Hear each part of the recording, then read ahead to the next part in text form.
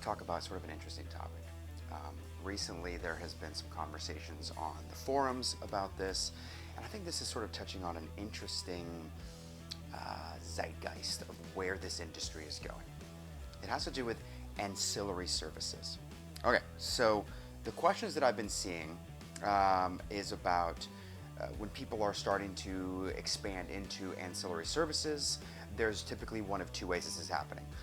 One is they are bringing it in-house. They're doing it themselves. A classic one is radon testing.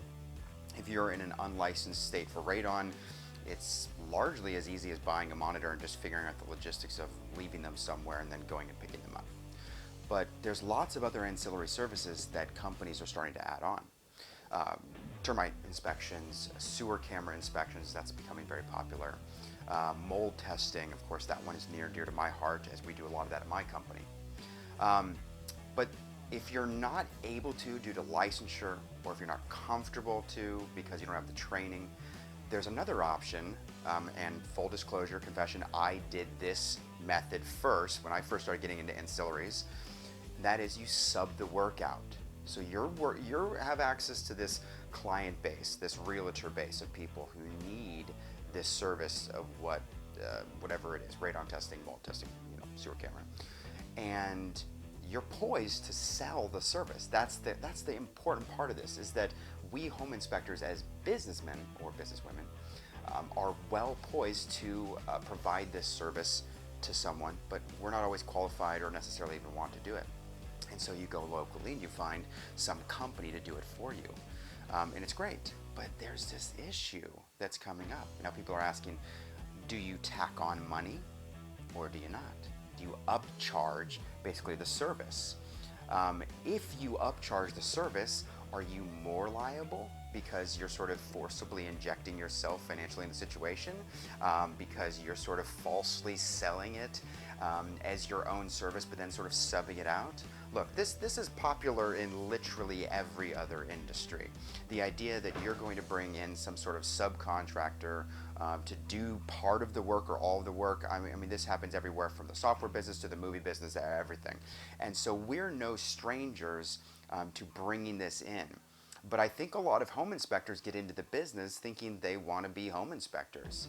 And then as you're in, you go to conferences, you start to talk to other people. Heck, even my friend Chris Murphy, the Houston home inspector, is advising people to get into ancillaries. Hey, I say the same thing. I did it. It's a great way to up your average ticket price and grow your business. But I think the questions being asked right now are interesting because it's, are we adding liability?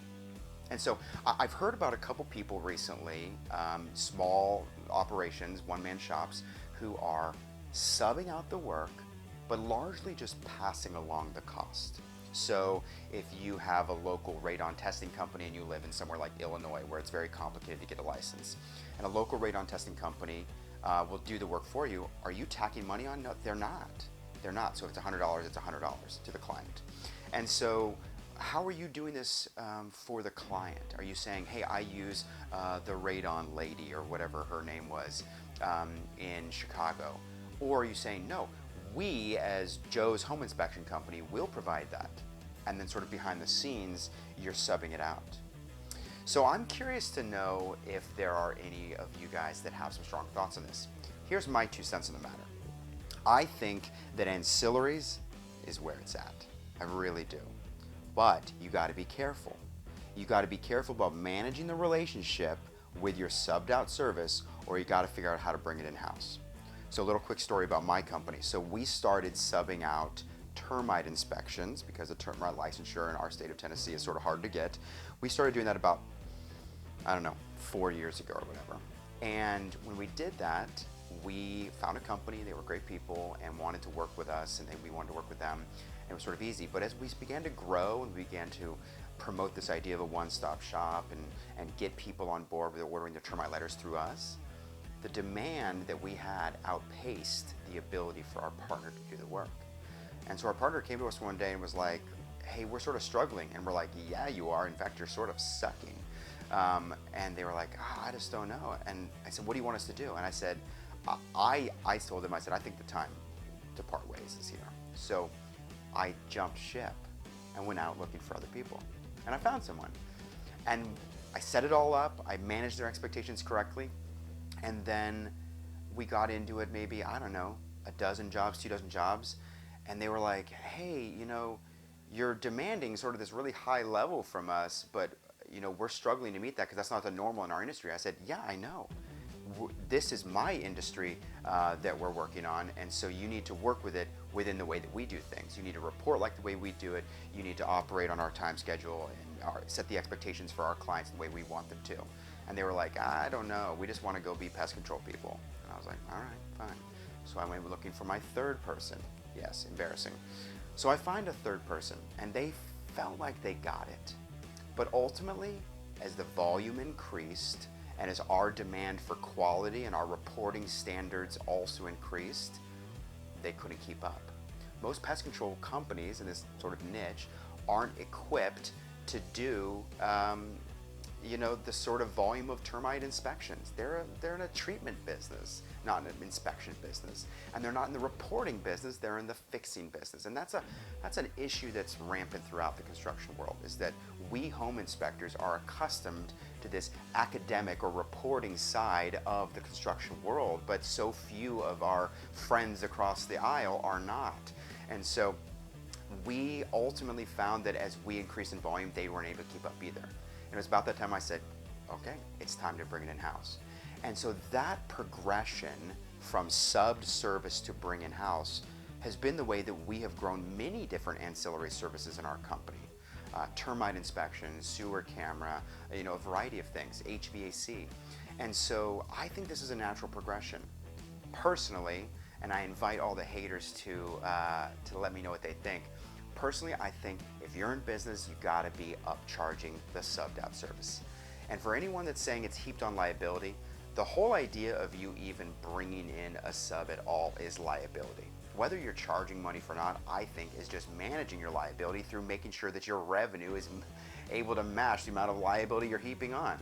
So for me, as in many things in this industry, this is about staying clearly on one side of the fence or the other.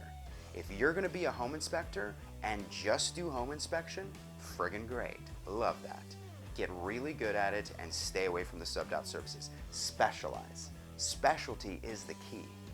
And if you're gonna be in subbed out services, or if you're gonna be in ancillary services as we call them, jump in head first.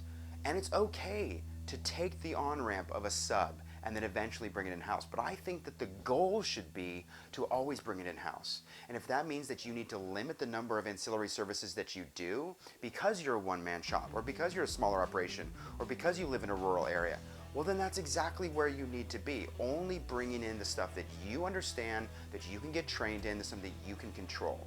Because ultimately, it's about brand control. This is something you're going to hear me talk about a lot. How the public is viewing your brand, that messaging that you're putting out from your brochure to your website to your business card to the way you talk about yourself.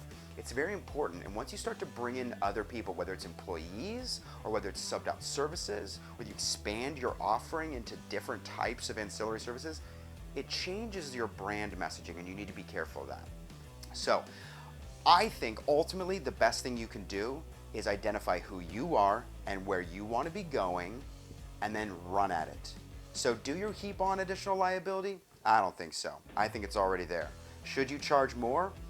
I think you should. This is business, right? We're in this to make money, right? Yeah, we want to help people, but this is about making money. And so, yeah, we upcharge our company that does various ancillary services for us, but we brought most of it in-house so that we can keep that money and that profit here, and we can hire people who understand our brand, understand our company, and our way of doing things. So I hope you'll enter the conversation with me, and we'll keep going. Michael Conrad, the Diligent Inspector, signing off.